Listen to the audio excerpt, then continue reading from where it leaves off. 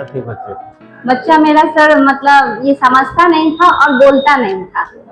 हाँ, बस यही दो प्रॉब्लम है इसके साथ। और एक तीसरा था कि ये ज्यादा भाग दौड़ करता था, बहुत ज्यादा, एक जगह सिर्फ टिक के नहीं बैठता था, 1 सेकंड के लिए नहीं टिक के कहीं बैठ पाता था। कितना उम्र है बच्चे का अभी? मेरा बच्चा 5 ईयर प्लस है। कितने दिनों से समस्या थी? ये समस्या करीब 3 इयर्स के बाद स्टार्ट हो गया था। जब आप यहाँ आए जी, तो कितना इम्प्रूवमेंट हो रहा है बच्चे को? अभी मेरे बच्चे में लगभग 30 से 40% का इम्प्रूवमेंट है। यहाँ के इलाज से संतुष्ट है? हाँ जी। इस सेंटर के बारे में आपको पता कैसे चला? मुझे जहाँ हम करवाते थे, जैसे कि पहले हम किड्स जोन में करवाते थे, उन्हीं यहाँ की एक जो थी, मतलब कि एक बच्चे की मम्मी के थ्रू ही हमको पता चला है कि यहाँ मॉम्स बिलीफ नया खुला हुआ है, जो कि अगस्त में ओपनिंग ही हुआ। और उसके बाद मतलब यहाँ आने का मेरा मेन फोकस था बीटी के लिए, क्योंकि और मधुबनी में जितने भी सेंटर है वहाँ पे कोई कहीं पे भी बीटी नहीं है, मतलब बिहेवियर थेरेपिस्ट कहीं अवेलेबल नहीं है। सिर्फ एक मॉम्स बिलीफ ही ऐसा सेंटर है जहाँ पे कि बिहेवियर थेरेपिस्ट अवेलेबल है। तो हम सिर्फ इसीलिए आए हैं ताकि मतलब कि हम मेरे बच्चे में ओटी और स्पीच से ज्यादा इशू बिहेवियर का आ रहा था, क्योंकि उसे बिहेव करना नहीं पता था, बच्चे कैसे उठना है, कैसे बैठना है, कहाँ क्या करना है, नहीं करना है, इन सब नहीं पता था। और अदर सेंटर में इस चीज पे ध्यान नहीं दिया जाता था, इसलिए हम यहाँ पे आए ताकि हम मेरे बच्चे को भी थोड़ा मतलब बिहेवियर का कुछ नॉलेज हो सके। क्योंकि आजकल बिहेव और ऑटिज्म जो है एक तरह का बिहेवियर इशू है, और इसमें जब तक बिहेवियर वाले थेरेपिस्ट काम नहीं करेंगे तब तक बच्चे में पूरा भी इम्प्रूवमेंट नहीं दिखेगा। यहाँ आने के बाद मतलब जब से बिहेवियर पे काम होना शुरू हुआ तब से मतलब काफी हद तक इम्प्रूवमेंट है बच्चे में। सेंटर से आपकी घर की दूरी कितनी है? मेरे घर की दूरी 10 मिनट की है सेंटर से। अच्छा, ये बताइए कि डेली लाना पड़ता है या? हाँ, डेली लाना पड़ता है, हम डेली आते हैं, डेली जाते हैं। मेरा बैच 9:30 से 12 बजे तक का चलता है। बच्चा अब हंस खेल रहा है? हाँ, बच्चा अब हंसता है, खेलता है, इनफैक्ट एक वर्ड्स को भी पकड़ा है, मम्मा बोलना स्टार्ट भी किया है, और मतलब अब बैठता भी है और सारे एक्टिविटी में इंटरेस्ट के साथ पार्ट भी लेता है, और सारा एक्टिविटी घर पे करता भी है और मेरे साथ कोऑपरेट भी करता है। सेंटर में जो डॉक्टर्स हैं या जो अटेंडेंट हैं उनका व्यवहार कैसा है? बहुत अच्छा है, सब कोऑपरेटिव है, सब समझते हैं, मतलब ये क्या बोले, सारे परेशानी को ये लोग समझते हैं, बच्चे के साथ डील करते हैं, इन लोगों का बिहेव बहुत अच्छा है, बाकी हर फैसिलिटी है यहाँ, सब कुछ अच्छा है। ऑटिज्म, ADHD और विकास संबंधी देरी से जूझ रहे बच्चों के लिए राहत की खबर है। देश के सबसे बड़े child development network moms belief learning centre ने मधुबनी शहर के निधि चौक के नजदीक बिहार का पहला इंटीग्रेटेड ऑटिज्म केयर सेंटर शुरू किया है। अब मिथिलांचल के अभिभावकों को स्पीच ऑक्यूपेशनल थेरेपी के लिए महानगरों का रुख नहीं करना पड़ेगा। दिल्ली मुख्यालय वाली मॉम्स बिलीफ पिछले 10 वर्षों से न्यूरोडाइवर्स बच्चों के विकास पर काम कर रही है। देश भर में इसके 80 जोड़ सेंटर्स 20,000 से अधिक परिवारों को सेवाएं दे चुके हैं। संस्था का vision empowering parents, enabling children है, जिसके तहत बच्चे के साथ पूरे परिवार को प्रशिक्षित किया जाता है। स्पर्श चिल्ड्रेन हॉस्पिटल एवं moms belief learning centre Madhubani के निदेशक डॉक्टर अश्वनी कुमार ने बताया, ऑटिज्म बीमारी नहीं, दुनिया को देखने का एक अलग नजरिया है। शुरुआती 6 साल में सही थेरेपी मिलने पर 70% से ज्यादा बच्चे मुख्यधारा के स्कूलों में पढ़ सकते हैं। हमारा मकसद बच्चे को नॉर्मल नहीं, बेस्ट वर्जन ऑफ हिमसेल्फ बनाना है। उन्होंने अभिभावकों को चेताया, 2 साल की उम्र के बाद वो खुद बोलने लगेगा, सोचकर इंतजार करना खतरनाक है। अर्ली इंटरवेंशन से 90% केस में नाटकीय सुधार दिखता है। मिथिलांचल में ऐसी सुविधाओं की कमी देखते हुए ये केंद्र खोला गया है। सेंटर की विशेषताओं पर डॉक्टर अश्वनी कुमार ने कहा, यह मिथिलांचल का पहला one stop integrated care centre है। यहाँ occupational, speech, behavioural therapy, sensory integration और विशेष शिक्षा एक ही छत के नीचे मिलेगी। उन्होंने बताया, हमारी पूरी टीम RCI से प्रमाणित है और अंतर्राष्ट्रीय प्रोटोकॉल में प्रशिक्षित। हमने यहाँ मिथिलांचल का पहला एडवांस सेंसरी जिम भी बनाया है। झूले, बॉल पूल और स्पेशल लाइटिंग से हम बच्चों की आवाज या स्पर्श की अति संवेदनशीलता कम करेंगे। हर बच्चे के लिए IEP यानी व्यक्तिगत शिक्षा योजना बनाई जाएगी और स्कूल रेडीनेस पर विशेष काम होगा। हमारा मानना है कि थेरेपी सिर्फ सेंटर में नहीं होनी चाहिए, इसलिए हफ्ते में 2 दिन पेरेंट ट्रेनिंग प्रोग्राम चलाएंगे। घर को थेरेपी सेंटर बनाने की तकनीक सिखाने से नतीजे 3 गुना बेहतर होते हैं। ये centre autism, ADHD, global developmental delay, down syndrome, cerebral palsy और लर्निंग डिसेबिलिटी वाले बच्चों के लिए होलिस्टिक अप्रोच के साथ काम करेगा। डॉक्टर अश्वनी कुमार के अनुसार, यदि बच्चा आंख न मिलाए, नाम पुकारने पर प्रतिक्रिया न दे, बोलने में देरी हो, एक ही शब्द दोहराए या खिलौनों से असामान्य तरीके से खेले तो तुरंत विशेषज्ञ से मूल्यांकन कराएं। लर्निंग सेंटर में जो है आपके जी। बच्चे का इलाज है, कैसा अनुभव है? बहुत अच्छा है। कितने वर्ष का बच्चा है आपका? मेरा 9+ है। क्या समस्या थी? स्पीच का समस्या है। कितने दिनों से समस्या थी? ये लगभग 2 साल के बाद से है। और जब से सेंटर में आए हैं जी, तो कितना % इम्प्रूव हुआ है? 30% हो गया है। संतुष्ट है यहाँ से? जी, सेंटर से घर की दूरी कितना कितना है? 7 किलोमीटर। 7 किलोमीटर। कहाँ? स्टेशन के पास। स्टेशन के पास राकेश सर्जिकल पोस्ट ऑफिस के पास है। अच्छा, प्रतिदिन बच्चे को लाना जी। पड़ता है? तो आपका जो टाइम है कितना टाइम है, कब आती है? 9:30 से 12। जिनके बच्चे अगर कुछ इस तरह से पीड़ित हैं जी। उनके लिए क्या संदेश देना चाहेंगे इस सेंटर के बारे में? स्पीच करवाना चाहिए। जी नमस्कार। मेरा नाम डॉक्टर अश्विनी कुमार। मैं यहाँ जलधारी चौक पे अपना बच्चे का क्लिनिक चलाता हूँ, जहाँ पे बच्चों को भर्ती और इलाज करता हूँ। मैं मेडिकल कॉलेज में एसोसिएट प्रोफेसर भी हूँ पीडियाट्रिक डिपार्टमेंट्स का, और साथ में मेरा एक सेंटर जो न्यूरो डेवलपमेंट का होता है वो निधि चौक पे मॉम्स बिलीफ के नाम से चलता है, जहाँ पे बच्चों को जैसे कि speech therapy, occupation therapy, physiotherapy, behaviour therapy, इस सब की सुविधा दी जाती है वहाँ। जैसे आपने बताया सर कि जलधारी चौक पर आपके क्लिनिक चल रहा है, हॉस्पिटल है, इस पर चाइल्ड क्लिनिक, कब से यहाँ सेवाएं दे रहा है? यहाँ मैं को यहाँ पे सेवा देते मुझे 3.5 साल हो गए। क्यों आपने इसी कंपनी का फ्रेंचाइजी लिया? फ्रेंचाइजी इसी कंपनी का लेने का मकसद ये है कि ये इंटरनेशनल ब्रांड है और ये इस अपने फील्ड में ये लीडर है। दूसरा चीज ये है कि इनकी जो क्वालिटी चेक होता है वो हर जगह से होता है, एवरी लेवल पे, क्योंकि इंडिया में ऑलमोस्ट 150 सेंटर हैं, दुबई में, यूएस में, यूके में बहुत जगह इनके सेंटर्स हैं, और इंडिया में ही ऑलरेडी जैसे मैंने बताया 150 सेंटर है, और पटना के बाद अभी मधुबनी में एक ही सेंटर है जो यहाँ है, इसके बाद आपको सीधा पटना में मिलेगा, इधर पूर्णिया और सिलीगुड़ी तरफ मिलता है। देखिए, इस सेंटर का मुख्य मकसद ये है कि आज के ज़माने में, अभी के समय में बहुत ज़्यादा प्रचलन में है बच्चों का व्यवहार से रिलेटेड जो बीमारी होती है, जैसे कि ऑटिज्म बोलते हैं, ADHD बोलते हैं, जिसमें बच्चा बहुत भागता है, सुनता नहीं है, आँख मिलाता नहीं है, तो ADHD हो गया, ऑटिज्म हो गया। फिर जिस बच्चों को जन्म के समय किसी तरह का कोई दिक्कत हुआ और उसके बाद वो बच्चा चल नहीं पा रहा है या बच्चा खड़ा नहीं हो पा रहा है, फिर कुछ बच्चे ऐसे हैं जो सिर्फ बोल नहीं पा रहे हैं, बाकी सब कुछ ठीक है लेकिन वो बोल नहीं पा रहे हैं, तो इन सब बच्चों को बीमारी का डायग्नोसिस करके फिर उसको जरूरत के हिसाब से उस जैसा उनको जरूरत है थेरेपी की, उस तरह की थेरेपी को दी जाती है उनकी। ऑक्यूपेशन थेरेपी का मतलब है कि कोई बच्चा मान लीजिए बेड रिडन है, बिस्तर से टिका हुआ, अपने से खड़ा नहीं हो पा रहा, तो उसको क्या करते हैं, विभिन्न तरह के यंत्रों से सपोर्ट लेकर के, जो थेरेपिस्ट हैं हमारे, जो कि वेल क्वालिफाइड थेरेपिस्ट होते हैं, वो बच्चों को ग्रेजुअली हफ्ते में, डिपेंड करता है कि बच्चा किस तरह से सपोर्ट करता है या पेरेंट्स को किस तरह से होता है, तो उस हिसाब से टाइम दे करके उनको 1-1 घंटे का, 45 मिनट से 1 घंटे का सेशन एक बार में बच्चे को देके बच्चे को उसको ट्रेनिंग किया जाता है, ताकि बच्चा ग्रेजुअली धीरे धीरे जो प्रॉब्लम उसके अंदर है उसको ग्रेजुअली ठीक कर पाए। जैसे कि जो बच्चा चल नहीं पा रहा है वो समय के साथ वो चलना शुरू कर दे, जो बच्चा बोल नहीं पा रहा है तो कम से कम वर्ड्स उसके मुंह में आए, फिर सेंटेंस बनाना शुरू करे।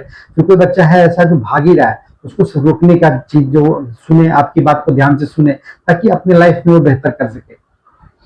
जैसे अगर हम आपके सेंटर के रेडियस की बात करें तो 5-7 किलोमीटर तक के जो बच्चे हैं, उनके परिजन हैं, वो तो आ जाएंगे।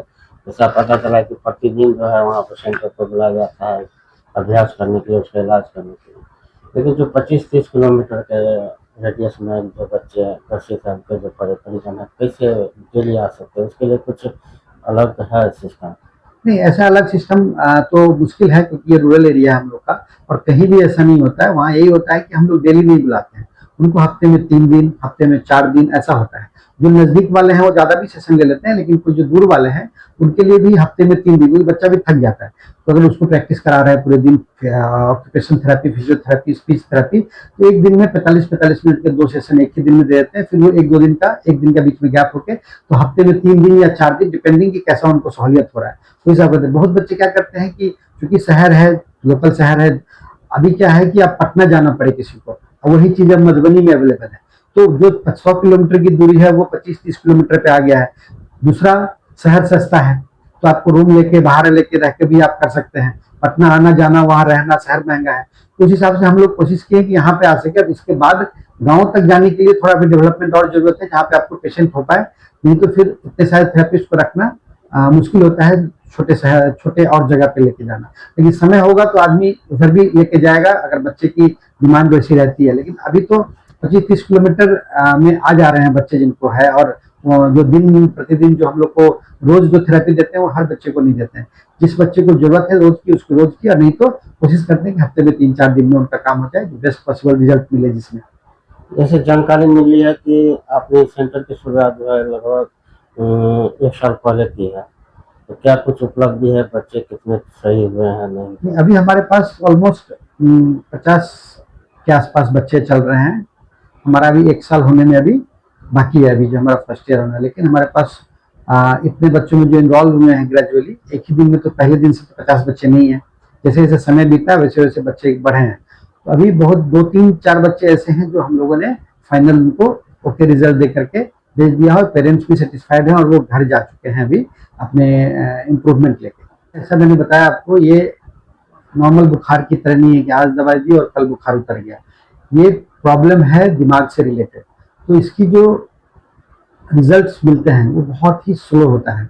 लेकिन जो पेरेंट्स जो बच्चे को रेगुलर लेके आते हैं, जो हम जो कराएं, उसके बाद जो यहाँ सीख के जाते हैं, घर पे भी उसको प्रैक्टिस कराएं उनको, जैसे कि हफ्ता में 3 दिन बुला रहे हैं, तो बाकी के 3-4 दिन वो खाली होते हैं, तो उनको जो हम लोग बच्चे को कराते हैं वो पेरेंट्स को भी कोशिश करते हैं कि पेरेंट्स भी थोड़ा बहुत सीखें उनसे, और ग्रेजुअली घर पे जाके वही चीज करें, इस चीज को प्रैक्टिस करें, ताकि इसकी कंटिन्यूटी नहीं टूटे, तो बच्चे में इंप्रूवमेंट और जल्दी आने की संभावना रहती है।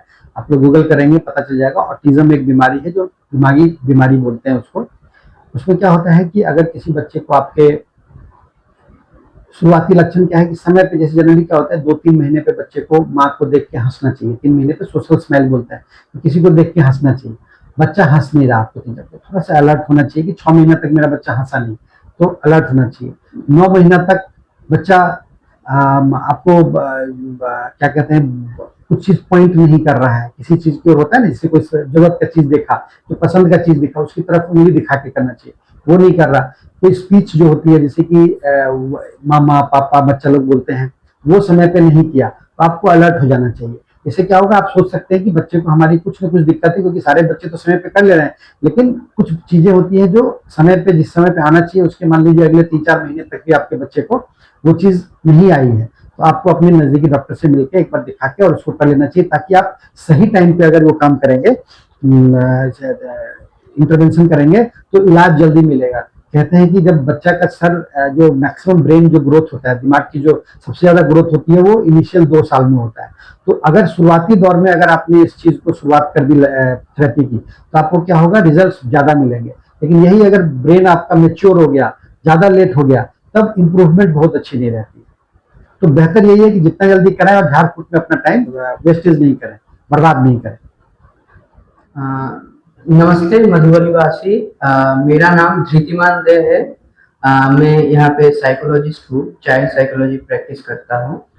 और यानी कि बच्चों का जो मानसिक या फिर जो बिहेवियर इश्यूज है, इसके हिसाब से उसका जो प्रॉब्लम या सपोर्ट चाहिए उसको, उसमें मदद करता हूँ। और जो पेरेंट्स है उनका काउंसलिंग एंड उनको सपोर्ट हेल्प जो चाहिए, इसके लिए मैं मदद करता हूँ। बेसिकली यहाँ पे ऐसे बच्चे आते हैं जो न्यूरो डेवलपमेंट कंडीशन से जुड़े हुए हैं, यानी कि जो इंसान हम लोगों के जो नॉर्मल समाज में हम देखते हैं कि एक इंसान जो हर चीज खुद से एनवायरनमेंट से रहते ही सीख लेता है, जैसे चलना फिरना, एक दूसरे से बातचीत करना, पूरा उसका एजुकेशनल जो जर्नी होता है इंसान का, वो सीखना या फिर डेली टू डेली खुद को मेंटेन करना, ये जो नॉर्मल इंसान कर पाता है, तो उसमें से एक ऐसा भी कैटेगरी होता है जो बच्चा नहीं कर पाता है। हम उन्हीं लोगों को मदद करते हैं। अब कैसे मदद करते हैं? जैसे मान के चलिए कि एक बच्चा अगर वो खुद का ड्रेस जैसे शर्ट पहनना या फिर पैंट पहनना ये नहीं कर पाएगा, तो ये हमें उसको सपोर्ट देकर सिखाना होगा।